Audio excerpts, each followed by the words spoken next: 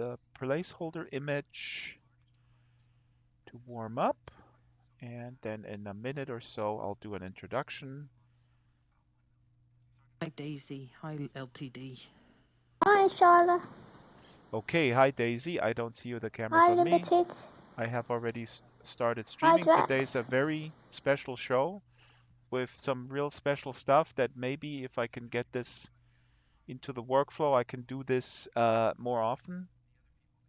We have a special guest, so we still have the preview image right now.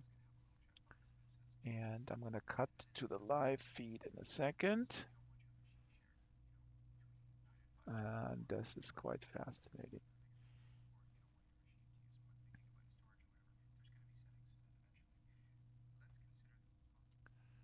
I can't pan the camera away. Can you do me a favor? What's your name? The new guy. I can't really pronounce your name. I'm sorry about that. If you walk away a little bit, it's a little bit intimidating how big you are, to be honest, and you're kind of crowding out the camera shot. Sorry, I'm having all these restrictions, but I'm streaming live, and this is kind of a special show. Would you mind? Thank you. Just a little bit back because you're obviously very, very tall, and this is not to tall shame you or anything. Um, all right, I'm going live right now.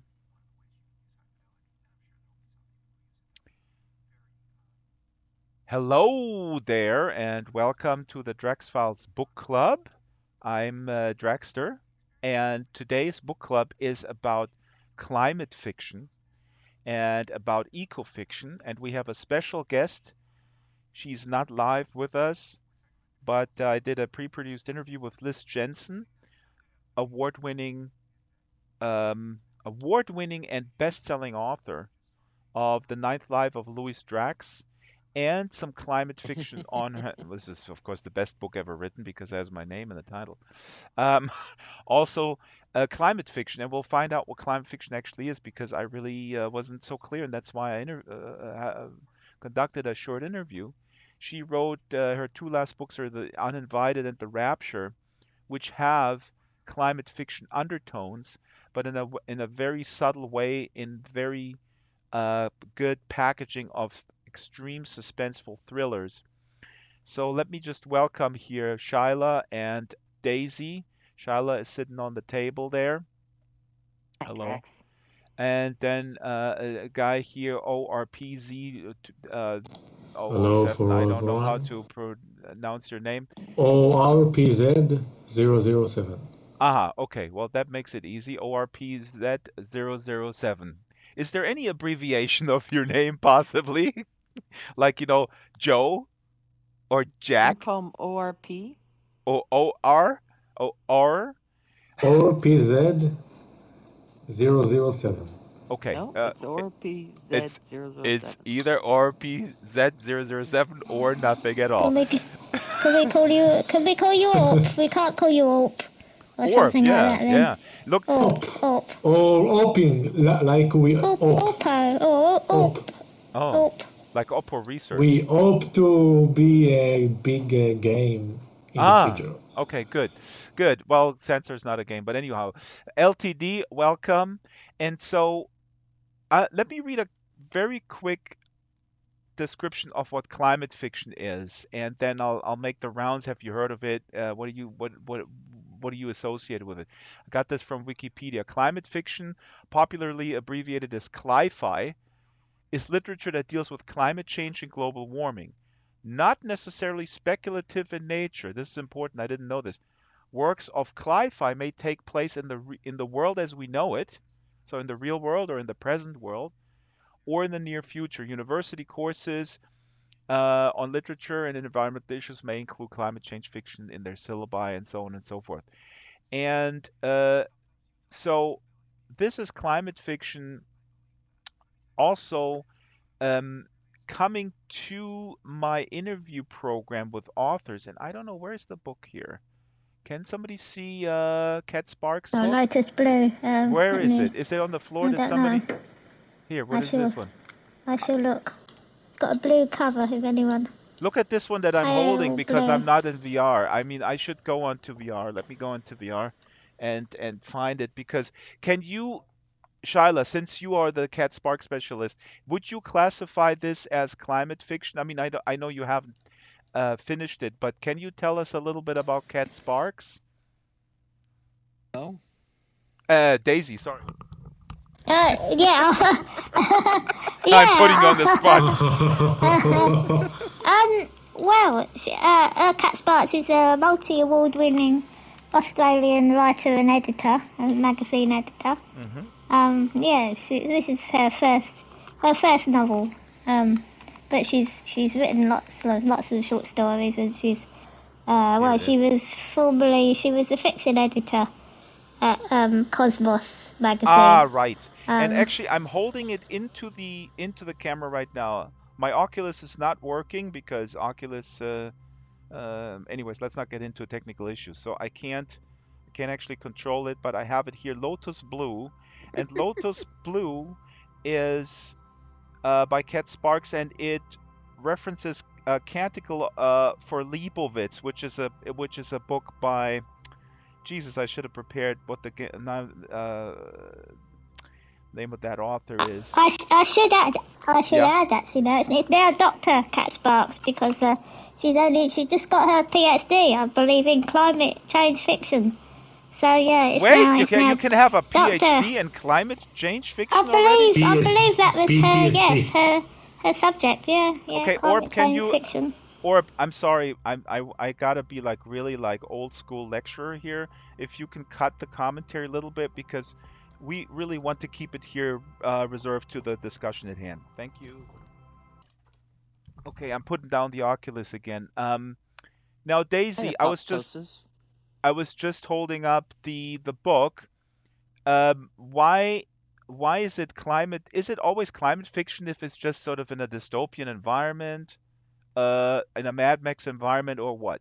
How do you understand what climate fiction is? How would you define it, Daisy? Well, I don't know. I'm not an expert on it.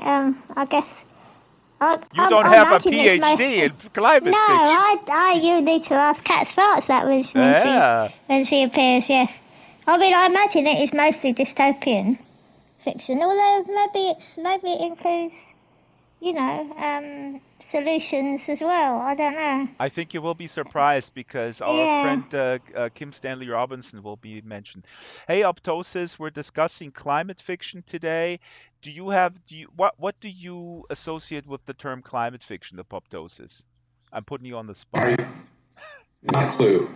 Not a clue. Okay, cool. Because we're all here to learn. I just read this Wikipedia, couple of sentences here. Climate fiction is literature that deals with climate change and global warming. It's not necessarily speculative fiction or science fiction. It can happen in the world as we know it. It can happen in the present time. Doesn't have to be a future scenario or a sophisticated world building. I And Maybe wonder it can actually happen if in the it's. past as well. it can I happen in the wonder past. Yeah. actually if it's just for Earth as well because Kim Stanley Robinson's some of his earlier books. I mean, they were set on Mars The Mars trilogy, and correct? Yeah. yeah, they were all about whether they were all about I think terraforming and such like and the ethics of whether humans should change Mars and what have you, that sort of thing. So I mean maybe that sort of comes into it as well. I don't know to some degree. Absolutely. I wonder if we're Shyla? at a turning point in society where sadly climate fiction It's may climate become reality. climate fact. Yeah, Climate climate fact. reality. Yep, yep. And you will hear this, and I think that's why the current definition is such that it could happen in the physical world as of today. And later we will hear the interview with Liz Jensen, and she actually talks about nonfiction books that are in that genre as well, although the genre is called uh, fiction. Here's an interesting thing. The term, as we use it today, came into being on April 20th, 2013 in an NPR interview. Um, but Jules Verne's 1889 novel, The Purchase of the North Pole, according to Wikipedia, which imagines climate change due to tilting of Earth's axis, could be seen as climate fiction. And Daisy, Here's the $65 million question. This British dude, what's his name? John Wyndham. The Day of the Oh, Triffids. Is that not climate right. fiction? I don't know. I don't know what sparks the Triffids. No, Exactly. I think it. No, hang on. I think wasn't it? I'm sure it was an experiment. Yeah. It was, yeah, so some sort of genetic modification or something, that sort of thing. I think it was an experiment. So The interesting. Triffids escaped from the lab, sort of thing, But the and thing is now is rather that than strictly speaking climate. I don't okay, know. but that is now interesting. I mean, now we're getting totally into the weeds, and we're gonna get out of those because now the question is it Well, the fun the into the the weeds. weeds? Oh, what a pun! Oh my God, I didn't do this on purpose. Oh God, but yeah, but could it be could climate change, is this a metaphor? Could an experiment be a metaphor for just dealing with unresponsibly with the earth, and then Yeah, that you could argue that in that sense it might be part of this genre. yeah. Well, genetic modification is people that are opposed to that, and yeah, so Yeah. part of maybe that's part of it. Yeah. Here's a couple more examples. J.G. Ballard. I'm actually have some of this on my list. Several well-known dystopian works by British author J. Uh, G. Ballard deal with climate-related natural disasters. The Wind from Nowhere, 1961. Civilization Yeah. is reduced by persistent hurricane force winds. And The Mm. Drowned World, 1962, describes a future of melted ice caps. Surprise, like Shyla said, we don't need that envisioned anymore. It's happening. And rising sea About levels. Yeah.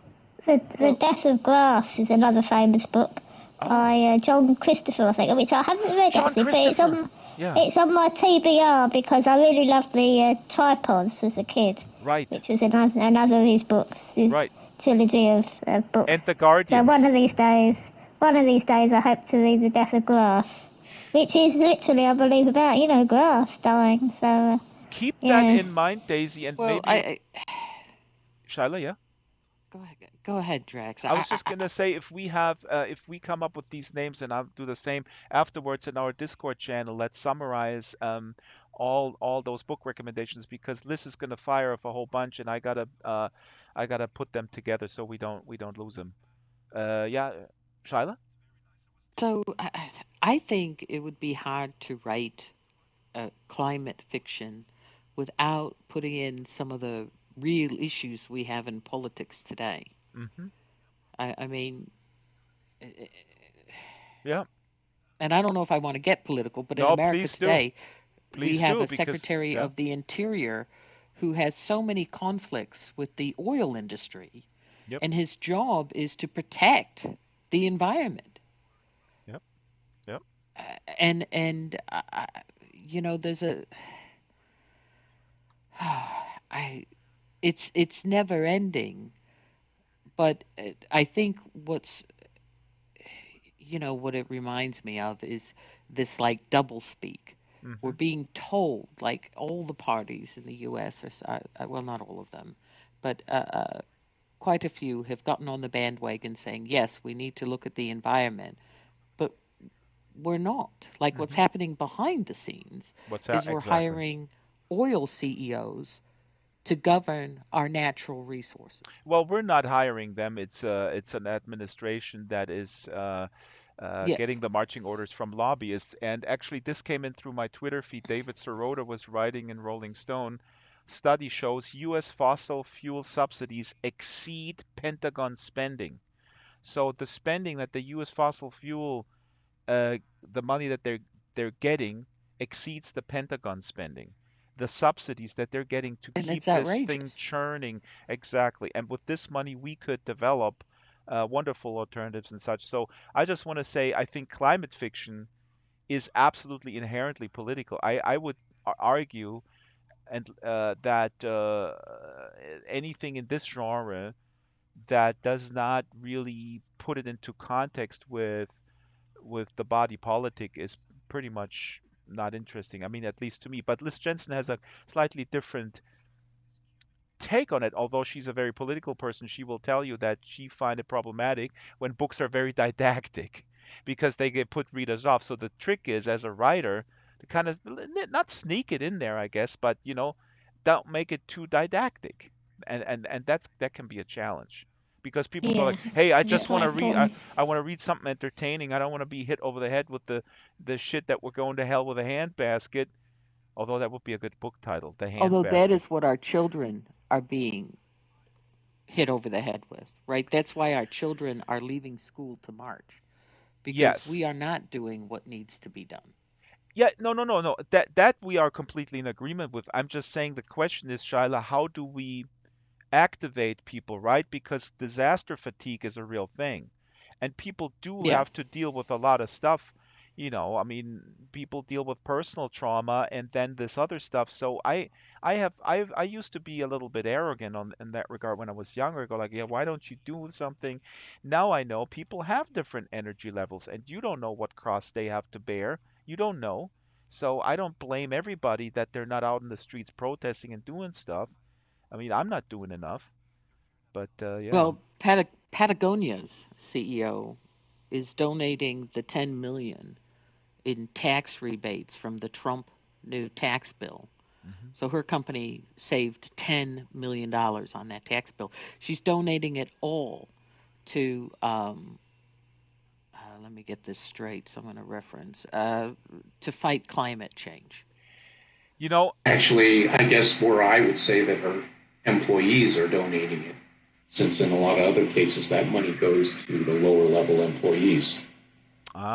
see, and there we go. And now I have to stop myself because now we're in a danger, not in a dangerous, but actually an enticing spot where I would usually now go into a little bit of a lecture on my soapbox that I find it very problematic that this type of spending is not the solution. Right. Spending by entrepreneurs for good causes, for quote unquote good causes, we need to embed we have to do this in a democracy through the tax system. So if I ruin something and then spend a little bit of my profit to fix the problem, that makes no sense to me. You know, Well, the and I think also what we're seeing in the United States is that money is going to the CEOs. Yeah, It's going exactly. to the shareholders. It's not trickling down. We're seeing a better job market, but not better pay. Of course, Who do nothing. you think the shareholders are? My 401k goes to those shares. When the money comes to the shareholders, I happen to be one of them as a 401k recipient. The 401k thing, oh my God. Okay, we'll do a special show, Aptosis, a special discussion on the 401k scam. Absolutely, I'm very interested in that subject matter. But let's just leave it at that. That the giving of companies and individual and rich individuals is highly problematic because it's not a democratic decision where they spend it on, and very often Right. it's basically sort of greenwashing their own bad deeds.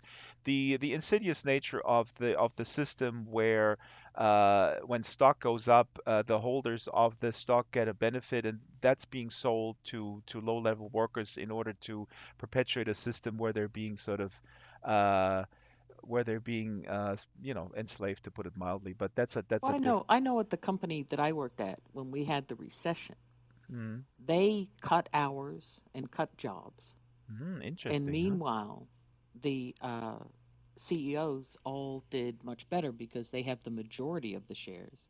Mm. And when they cut jobs, that did make stock prices go up, and so they gained tremendously during the recession, while lots of people lost jobs or got cut hours and had to do with less. But don't they have a 401k, Shala? Why don't they just buy a 401k? It's their own Not fault.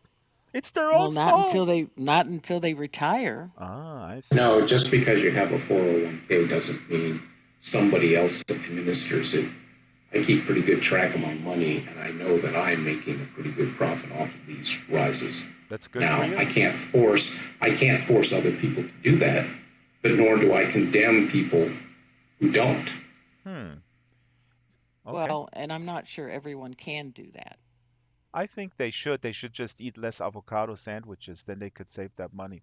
But anyway, I'm sorry, So this sarcasm does Sunday. that make Starbucks a bigger Change problem? your, I was going to say, Starbucks would be a better way to cut your costs. Right. That's the It is reason why people interesting. have no money. I get it. Guys, Yeah. sorry, this is an interesting discussion, but I can sense exactly where it's going. So let's stick to the subject here, literature and climate fiction. Did LTD, did you want to say something?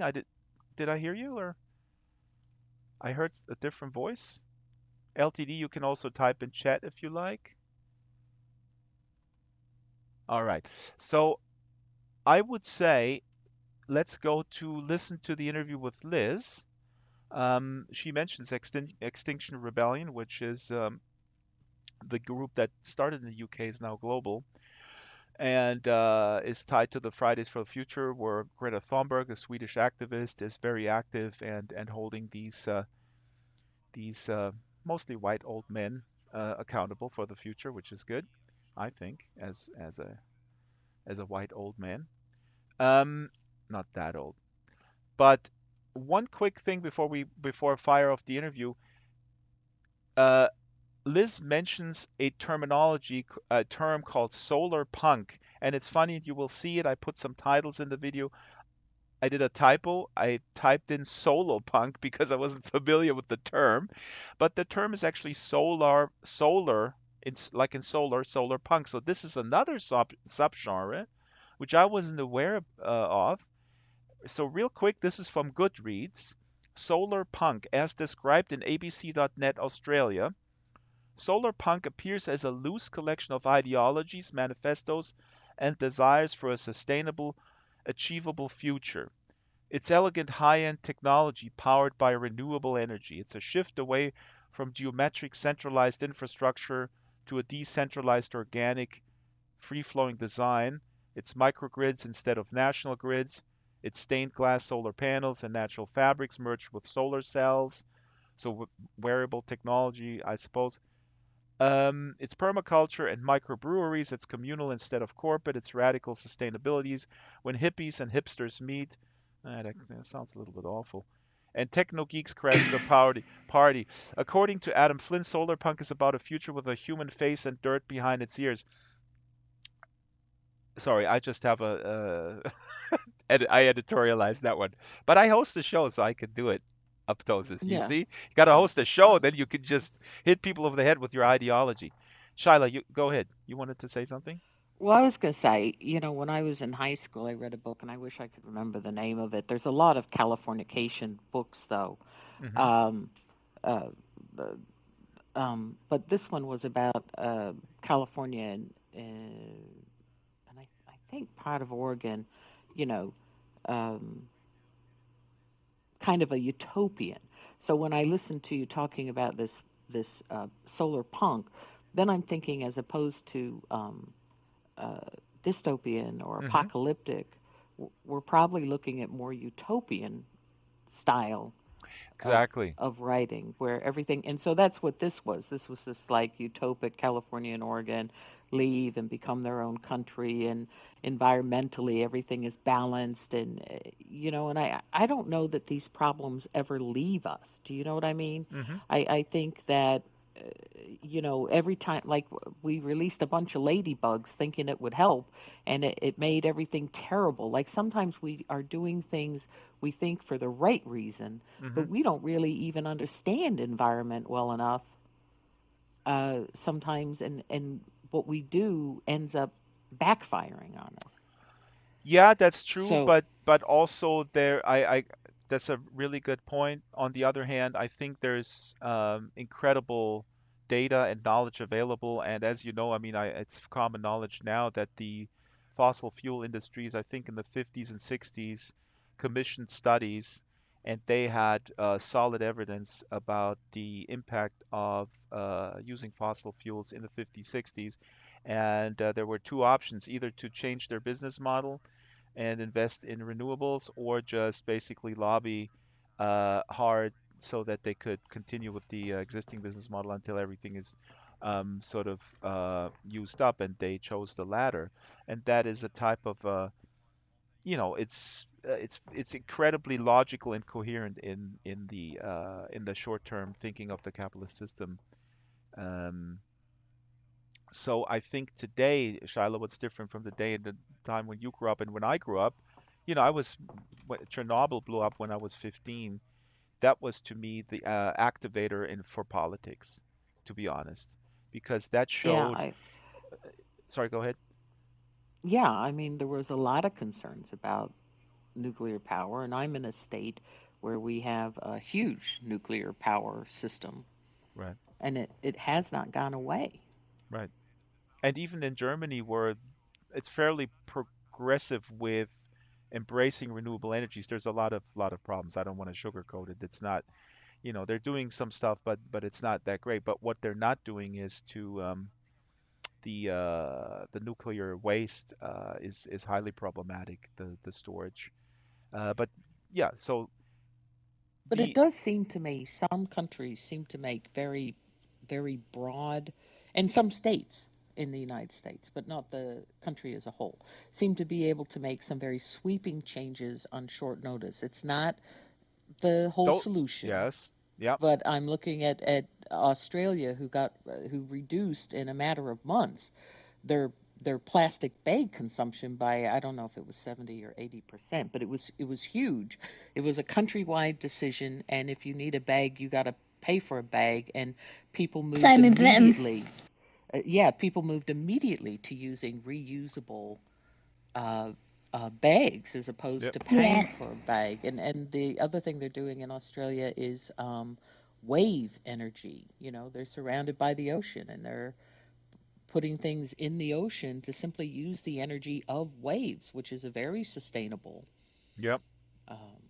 So I Like you said, though, not enough. But thank you for prefacing that with that. That those are all good things, not enough. And I think also in the U.S., some of the stuff comes even from mayors. I mean, when I was in Los Angeles the last time round and I visited old friends, and it's actually amazing what LA is doing. But the reason why they're doing, in Pacific Grove where we live, there was nothing going on. Why? Because Pacific Grove has wonderful nature, and I don't blame them, but they go like, what's the problem? There's no problem. We got the ocean, everything is nice, we got good air, and then LA goes like, everything is shit. Let's do something. So the pressure is on in those bigger contexts, and if you have a progressive mayor that can stand up to the pressures of lobbyists, then shit is happening. That's absolutely true. Yeah. Um. So But a let lot of it is, and I will agree, a yeah, lot of the response to climate change today is reactionary. very reaction exactly. And We like I was saw saying, at the yep, Industrial Revolution, you were saying in the 50s, but during the Industrial Revolution, yep, cities started to see these smoke, the smoke yep, during inversion layers. And so they knew that something was going on. yep. They may not have known exactly, but they would write about seeing the smokiness of and I think in Australia, Sydney is called the Big Smoke. And I would encourage people to read Upton Sinclair, The Jungle. Well, this is more about the meatpacking industry in Chicago, but it has to Yeah, do. Well, but it, but thanks for that. I uh, lived there. no, I mean, but it's a similar thing because you said industrial revolution and just that thing where we really stepped, pedal to the metal without considering any type of consequences. You're absolutely right, Shyla. It seems it's a little bit of a replay right now, and so we got to get off that train. Okay, I'm gonna mute you now. I'm sorry, new dude, but I gotta be brutal here. This is Orb again. I think if you just I ask know. him, he'll. No, Orb is cool. Orb, thank you. Yeah. I'll unmute you in a little bit. I want to ask Daisy or anybody can chime in because Shala, you mentioned with utopian versus dystopian, and Liz will get into this. Daisy will enjoy it. Daisy, we had this discussion many times. Um, I forgot if you are a fan or a critic of utopian fiction or if you're agnostic, but I think you did have some strong opinions in utopian fiction. And again, Um, the definition is real quick. The definition is, of course, we're inundated by dystopian fiction, Brave New World, 1984 just names of classics, and of course, I actually think Ready Player One is pretty much dystopian as well, although the end is a little bit hopeful. Snow Crash, all the VR novels, but utopian is decidedly offering a solution. So, what is your take? Because Liz will mention that. Yeah. I am. I mean, You have two I was minds. about to say. Well, I was about to say I've got two minds, but then I'm just sitting here trying to think of any utopian fiction that I've ever read that I've actually enjoyed, and I can think, and I That's can a think strong of a opinion. few, and I can think of a few that I've read and I haven't enjoyed, but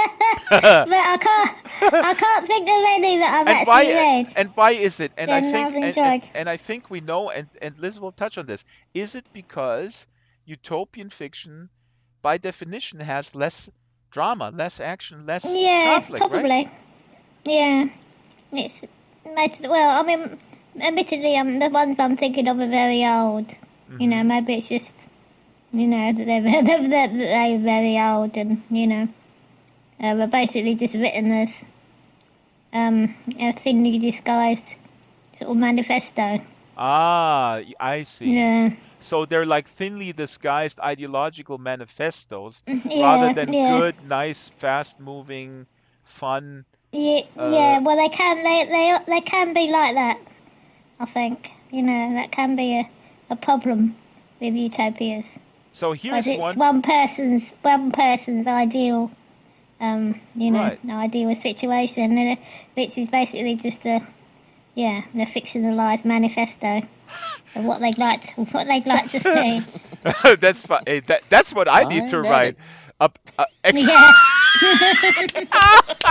Oh my God, this is the best, Shyla. Yeah. No, Oh I God, kept. Oh Dianetics is the best no, utopian fiction ever, man, ever written. That's no. it. You need to read. I was actually thinking of William Morris, News from Nowhere. You should read it. Yeah, It's I a gotta write this. William Morris. yeah, What's the time? utopian. Yeah, William Morris, News from Nowhere. I Here it believe it's is. called. I think you Yeah, linked that in the Discord one time, and I never. It's I from probably did. 1890, a classic work Yeah, combining utopian socialism. Ooh, now that sounds something yeah. that I would enjoy. It I was think I think you'd like it. Yeah. okay. It's I on mean, order. not I'm in ordering terms. right now. Yeah, it's uh, as I say, it's not. I didn't find it very readable at all. Well, I had to read it Because it's for one of because it's my basic. courses, Be, but but and I got it. but Daisy, Yeah. is it the reason why you didn't enjoy it? Is it because it is basically like you were saying? But I just want to be more specific. Is that because it was sold? It's like a, it was, it's um it's false advertising basically, right? So you expect a novel I, I, and yeah, maybe. Then you you get get a lecture of a what we fiction. should do. yeah, Mhm. you get Which a is Which fictionalized is exactly manifesto. what people come here. They come to Dragster events. They go like, "We want to have a good time," and then they're gonna be told what they should, what we should be doing. Yeah. Right? Aptosis, I well, know. I I'm reading his mind. I'm sorry. isn't that the And problem? pretty accurately, I might add. See, there you go. But Aptosis, you're There you giving me a go. great idea because I'm open-minded. I would like to have debates, and actually we've been thinking about we should really add another sort of debate program where anything goes, with respect, of course, where we just debate ideas, and then if it gets raunchy or people start screaming, then we're not going to do it. We want to be actually listening to it and with preparation and with actual facts and maybe even with some sort of historical context. But so they got my mind working. Shyla, go ahead. Well, I was going to say, we get back to that didactic discussion with the utopian climate change, but what I would like to do is get some recommendations Yes, of some climate change fiction, and I promise I'll read them. they will come, and Uh, they're also available on audiobook. And Liz yeah, has a bunch, and I will summarize all of them and put them in the Discord. Folks, here, please, if you walk outside, you will go through a trigger volume that will push out a invite link to Discord in the local chat, and that's where we're continuing the discussion outside of the live event. So please do join the 114 Harvest Discord. There's several sub channels for every event, for the open mic event and for this book club. Um, And I wonder how we got here from The Wizard of Oz. Well, what do you mean? I mean, the book club is the book club. It's This is, about books. it's Yeah, about books, yeah. yeah, yeah. How do we get here? Everything is How did we politics. get here? Everything is political. You did an interview. That's how we got here. Right. Yeah, I was about to say. The book club is supposed to have different aspects of literature.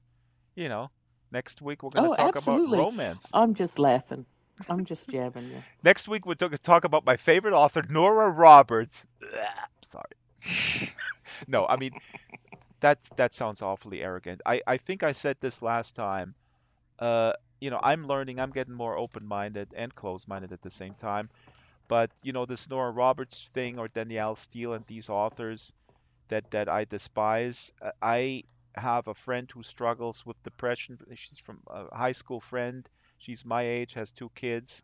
She's doing fine, but it's on and off her entire life. And she said to me last time, Drax, I gotta admit to you, I'm reading romance novels because they really help me out. They help me. I mean, she's married and has two kids, but she's reading romance novels and she said to me, I'm afraid to admit it to you because you're gonna judge me for it. And I go like, I'm not 17 anymore. I learned, and if that helps you, read it, right? If My mom loved them for years. Yeah, yeah. She read the Harlequins. Ah, maybe I'll get into that genre. We'll do some Yeah, my grandmother used to read them all. this Nora, what's her name? Is it Nora or Noah Roberts? No, Nora Roberts, right?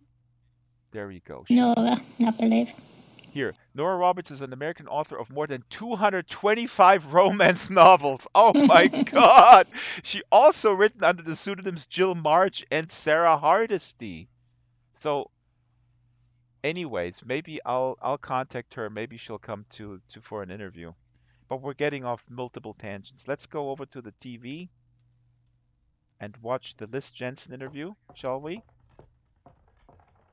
Please join me and put up your experience audio, please, to about to 50. I guess that should work. And let me get the link here. And again, remind me later, Shyla, I will not forget to put a list together also what she mentions and other recommendations. And I have all these other web links up that Daisy mentioned with the older books, with the older, what could be considered climate fiction. Let me look at this again. Here, by the way, list of utopia novels. What is in here is interesting. Men Like Gods by H.G. Wells.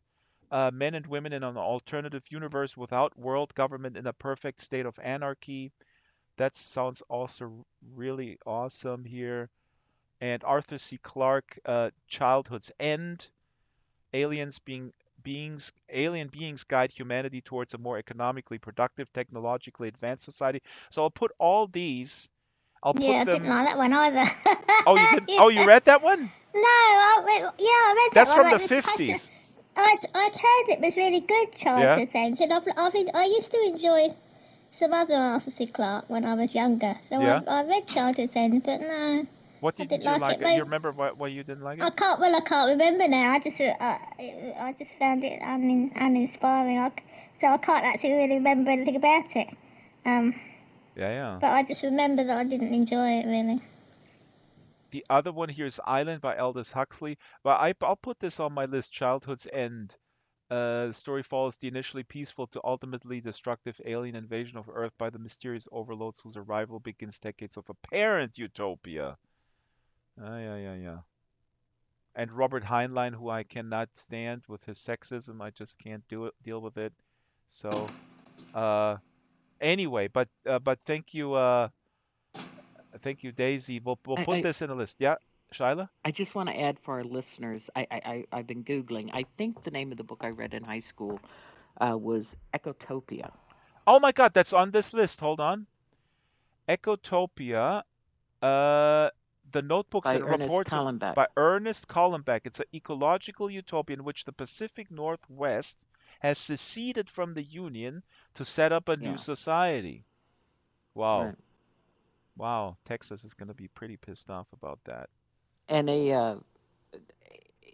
it says here that that the author doesn't feel he's created a utopian environment. That there's still struggles and such in the environment.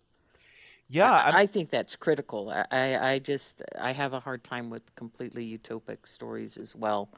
I need to know that there's a human aspect involved. Shaila, you mentioned something extremely important. I'm going to sit down, and I think that's at the crux of it. I think when we hear the term utopian fiction, our reaction is, oh my God, it's going to be a little bit boring drama-wise. But also, what you just said is very resonant with me. Um, the there is no such thing as a perfect when you're dealing with societies, there is struggle, and the struggle is important. And by that, I don't mean a competitive struggle in a capitalistic sense, because that is by nature exploitative. I mean a struggle of solving problems. And I think, in a way, the time machine isn't the time machine almost a manifesto against that, in the sense that when you solve everything, nah, not really. I'm spitballing here. I forget that thought. Let's go to the interview. We got this green dude in his underpants. Oh, that's the same guy. Okay. Green. Green, like he comes straight from the Triffids, Daisy. Although maybe he might be your husband. I don't know. Yeah, from the swamp, it looks like, yeah. Yeah. Okay, I'm gonna fire off the interview. Here we go. I hope your sound is up. Liz Jensen, best-selling author. My name is Liz Jensen, sometimes pronounced Jensen.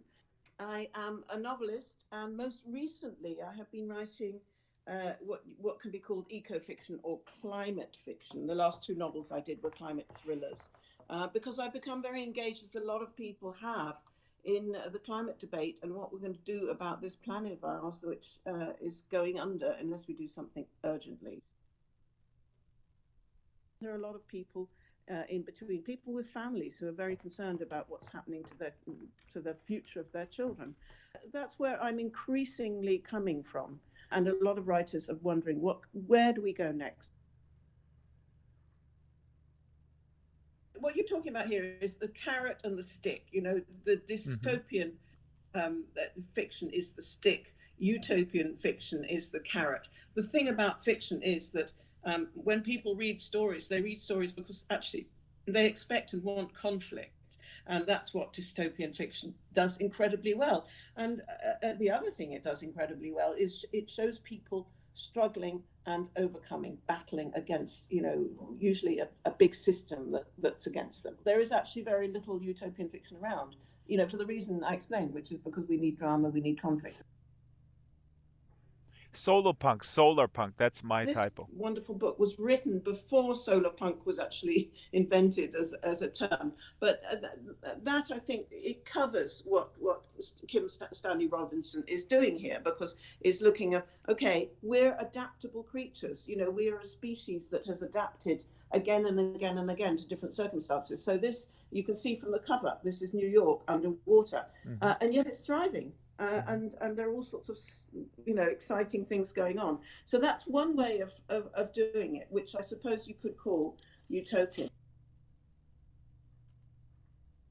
A good book is a good book, and if it gets you thinking in new ways about something that's been bothering you, or if it gets you thinking about something you've never thought about before, and that's what I try to do with my books. I mean, I don't ever say, "Oh, I've written a book about climate." Well, I'm telling you that now, but I mean, the last two books I've written, I've aimed to write exciting thrillers that will appeal to any kind of reader. And if they realise along the way that, oh, there's quite a lot about climate in here, then that's fine. But I don't I think there is a danger of seeming didactic, and you don't ever want to see didactic, because Mm-hmm. readers will smell it and they will run a mile, and rightly so. So it's a tricky thing. What's really exciting at the moment is non-fiction. Non-fiction I mean, of course, there are all sorts of books by scientists about climate, and I read a lot of them. But there are also a lot of very beautiful, elegiac, wonderful memoirs and accounts of changes in nature written by writers like Robert Macfarlane, who's absolutely wonderful, Melissa Harrison, who is also quite amazing, and they're elegiac books in the sense that they're documenting the loss of species. They're writing about ecocide, all the things that we're losing, and alongside the things we're losing, the names for the things we're losing.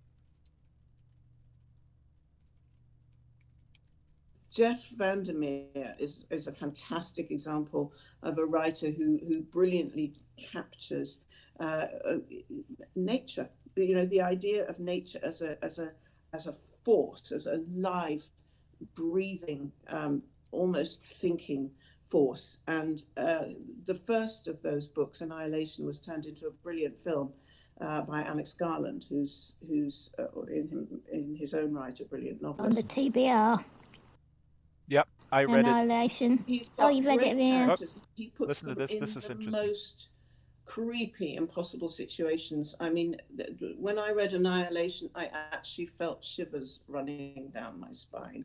And he gets us into the head of his people, but he also It's gets like us into the head John of Wyndham whatever on gets drugs. into their head. And that's where the kind of ghostly, almost supernatural element comes in. And that's what gives you the creeps. And you know, we think we're so fantastic. We think we're the most amazing species on the planet, but you know, we're not. We're idiots. You know, we're supposed to be the clever ape. Look what we're doing. Mm. Look what we're doing. We're destroying. You know, we're fouling our nest. We're making this earth uninhabitable for future generations. We know we're doing it, and we're doing nothing to stop it. Um, and I mean, you know, to go back to the campaigning, to go back to the activism, there's a huge amount that individuals can do. But actually, the most important thing they can do is put pressure on not just the politicians, but the corporations. One of my sons is a zoologist, and you know he's been in the jungle looking at species which are in the process of being um, becoming extinct because you know mankind has to tear down this jungle to plant soy to feed to cows so you can have a hamburger. Mm-hmm. And again it's as though every species he comes across and looks at, he's writing its obituary, you know. I have another son who's an engineer, and he works in this futuristic technology called nuclear fusion, which, if it can be solved, will solve all the world's energy problems without all this horrible destruction, without all this pollution. Plenty of young people like them who are very much trying to save the world. And Greta and all those other amazing young people. The young people of Extinction Rebellion are doing the most extraordinary work. At the moment, I feel more hopeful than I felt in years. I felt very pessimistic, and I think you can get a kind of climate depression when you look at, you know, just the rate at which it's all happening. It's happening faster than so many of the scientists predicted. I'll write up these recommendations later in the The Discord. Devil's Highway, that's a great book by a guy called Gregory Normanton, who's a very active and concerned climate writer. There is Eden Lapucci's California, which is about future California, which, as we all know, is burning as we speak, or much of the time. Back to the Garden by Clara Hume.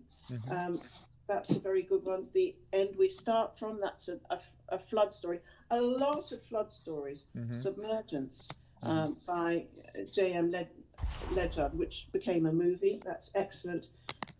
No, you cannot talk about climate fiction without talking about this guy, Paolo Bacigalupi, who's written Drowned Cities and many, many other wonderful books. We've already talked about Yeah, the wonderful, amazing Kim Stanley Robinson, who started doing stuff before any of us.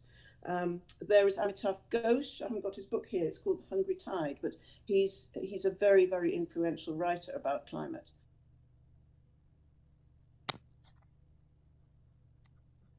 That's my go-to question. I think lots of people read. Lots of people have started to listen to audiobooks. I do myself, and I think that's an exploding phenomenon, because you can. It means you can read a book while you're doing a million other things. You can go shopping. I quite often go around the supermarket and I'm listening. I'm in another world because I'm listening to some extraordinary, absolutely wonderful book. It doesn't matter how you get your books. Okay.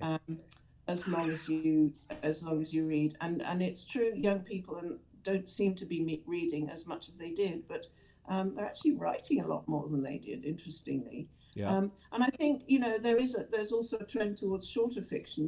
People like a lot of white space on the page, and I think there are things like that have been influenced by the net.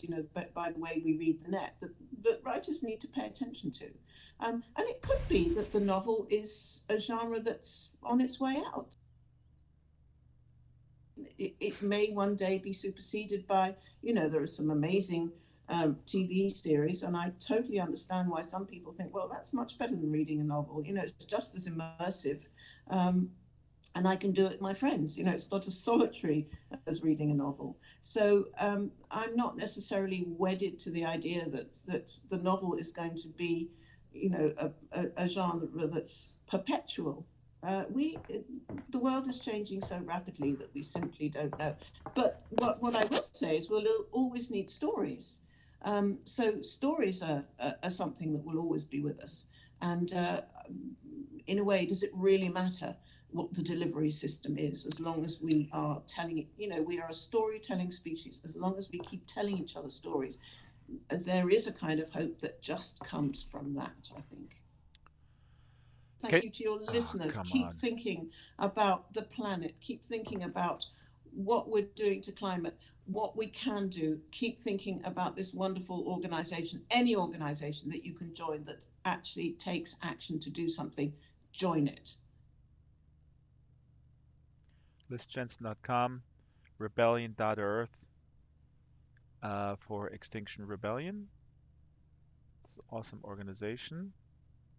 I started supporting them as well. And yeah, that's Liz Jensen. I mean, as you can tell, where I disagree is not Yeah, no prizes for, yeah. no, no, no, not with the audiobooks per se, but just like I cut that out because I said, Liz, you're No, the listening to television. well that too. Her comments on television, yeah. That too, but I actually told her, that I accept audiobooks the way Shyla, and I mentioned you, Shyla, that when you're like totally immersed and you're actually sitting there and you're closing your eyes, and that's legit, but I would not, if I go to the store and do other things where it's only going to be half the brain. Yeah, that as It's well. Yeah, Yeah. so the multitasking is the issue.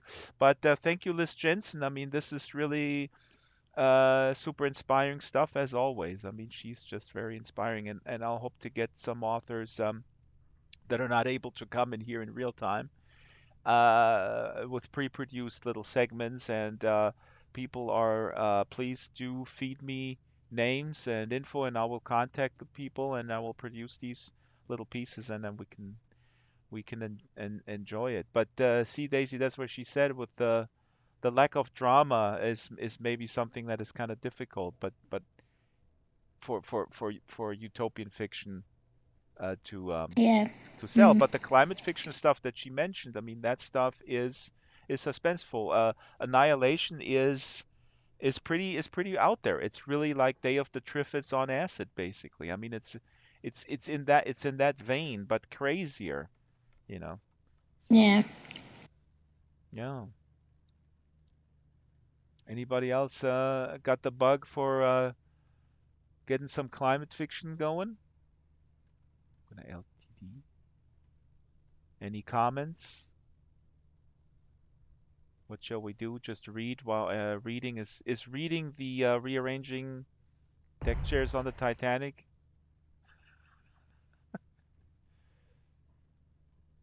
All right, that killed the room. Um, then I will close today's session and thank you guys. We're just under the top of the hour. It's a tight program. Please do join. Hey, Kay, by the way, Kay from SL. Kay is visiting us from SL. Oh, I, hi, Kay. Hi. I didn't know that SL was still Okay. around. I thought it would close down. I'm just Oh joking. God. So, sorry. I wait every opportunity for that joke, Shyla. You weren't here last time where there was a guy who was, I'm from Second Life, and I said, what is that? What is that? And he was like, oh, you don't know Second Life? I said, no, never heard of it. What is it? And I stayed in character for 3 minutes and then I had to burst out You laughing. know what I find interesting? Yes. This has nothing to do with literature, but Okay, then is that that's not in allowed. Second Life, Yeah. one of the things you learn to do is turn off the clicking sound of your shoes. But here in Sansar, everyone clicks. Yeah, it's true. It's Yeah. true. We are all clickers. So, Not if you come to my swamp. not if you You come Oh, to good. Daisy's squelch. Swamp. You Um, squelch. Oh, you squelch. Yeah, in the mud. Actually, you know what, Daisy? I might. This is something. So, the next author that is coming to the interview series, I believe, is Little Miss History. I have to look it up. Little Miss History might be next, but then Kat Sparks, the Australian author with Lotus Blue, it is dystopian, but it's hopeful in a sense. It's kind of a mix. And so I'm thinking about should I interview her not here in the basement, but maybe in a context visually that kind of supports what she writes about. Maybe I'll do it in Daisy's tumbleweed Oh, retreat, maybe oh right, yeah. yeah, because that's, Yeah. desertly. Yeah, it probably would suit actually, yeah. Yeah. Drax, can Yes. you zoom in on Santa Drax? Santa Drax. The Drax that walks in circles and bows. Oh yeah, What here. is wrong with him? Oh, he's just in the air. He's just floating in the air. Somebody's got to put him back down on the ground. I'll do that. So, Poor guy. all right. You guys enjoy these author interviews, or should I rather not bother getting the people in there and No, no, I wasting like my him. time? Is it inspiring? Oh yeah, it's good. It's interesting. Interesting. Good. I enjoyed it. Yeah, we have. I'll try to get more people because not a lot of most people don't are not or writers are not set up with super high-end gaming machines, so they can't join us here live. That's Yeah, one of the exactly. that's the Yeah, main yeah, problem actually. A lot of them want to. yeah. I'm actually talking Mm. to David Brin right now. He's writing something All new, right, yeah. but David Brin has already agreed to come in early next year. So, all right, um, let's leave it at that. And I wish everybody a great day. And I'll go over to the Discord channel and summarize and look up some of the stuff that Liz was talking about and some of the stuff that's here on the Wikipedia list. And please, Shyla and Daisy, also put in your put in the books that you mentioned, so Yeah. that.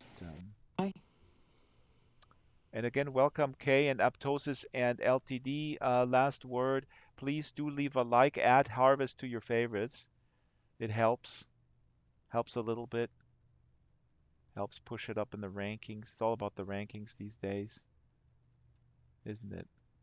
That's all we got in the neoliberal hell world. All we can do to get up in the morning is to look at our rankings and go like, yeah, we're not completely useless. At least we have I'm high. somebody. I have a I ranking. have a ranking. That's right. No. I might be the hamster wheel delivering for DHL and the boss is yelling at me and I make less than minimum wage in a subcontractor, but I got some good rankings on my latest Instagram post. Are we still streaming? Yes. Oh, We, okay. why? Do you want to push No, back? no, I was going to say something. No, I was going to say something. Controversial? No, nothing. No, nothing controversial at all. But I didn't particularly want to say it on stream, so. Okay. I'll cut the stream and thanks Okay. guys for watching. Tim is watching. Thanks Tim and Ludovic. Thank you. And I'm gonna cut the stream And and I've cut my stream. we'll archive this of course. Send it over to Liz as well. And I hope Liz is coming back to Sansa. The reason why she was able to come to Sansa was because a friend of mine from Copenhagen down the road where she lives was has a full VR studio, design studio, does augmented reality, and he was able to put her in the headset. And she has, of course, an awesome lizard avatar that was made by Silas Merlin, an awesome avatar that needs to see some action. So I hope she comes back.